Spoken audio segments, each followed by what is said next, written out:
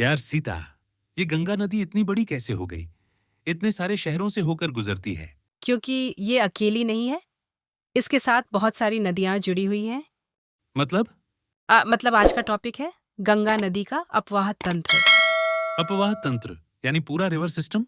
हाँ, गंगा और उसकी सारी सहायक नदियाँ मिलकर जो सिस्टम बनाती है, उसे ड्रेनेज सिस्टम कहते हैं। तो चलो इसे आसान तरीके से समझते हैं। सबसे पहले ये बताओ, अपवाह तंत्र होता क्या है? जब एक मेन नदी होती है और उसमें कई छोटी-छोटी नदियाँ आकर मिलती हैं, तो उस पूरे सिस्टम को अपवाह तंत्र कहते हैं। मतलब मेन रिवर प्लस ट्रिब्यूटरीज? हाँ, बिल्कुल। गंगा नदी कहाँ से निकलती है? गंगा का उद्गम गंगोत्री ग्लेशियर से होता है। वहीं से सीधा गंगा बन जाती है? नहीं, शुरुआत में इसे भागीरथी कहा जाता है। फिर गंगा नाम कब पड़ता है? जब भागीरथी और अलकनंदा देवप्रयाग में मिलती है, तब इसे गंगा कहा जाता है। ओह, यानी ये दो नदियों का मिलन है। गंगा में कौन कौन सी नदियां मिलती हैं? बहुत सारी, जैसे यमुना, घाघरा, गंडक, कोसी।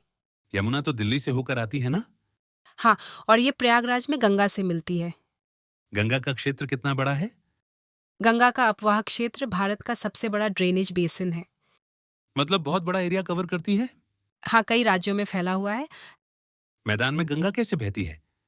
धीरे-धीरे और चौड़ी होकर बहती है। इसलिए खेती के लिए अच्छी है। हाँ, क्योंकि ये उपजाऊ मिट्टी, ऑलिवियल सॉइल लाती है। गंगा कहाँ जाकर खत्म होती है? बंगाल की खाड़ी में वहां क्या बनता है?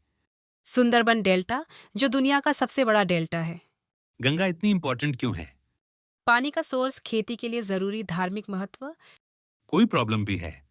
हाँ, पोल्यूशन बहुत बड़ी समस्या है। तो गंगा सिर्फ नदी नहीं, पूरा सिस्टम है।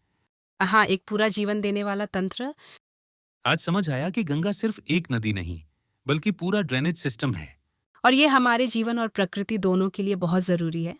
इसलिए हमें इसे साफ और सुरक्षित रखना चाहिए। क्योंकि गंगा है तो जीवन है। अगर वीडियो अच्छा लगा हो तो लाइक, शेयर और सब्सक्राइब जरूर करें। धन्यवाद।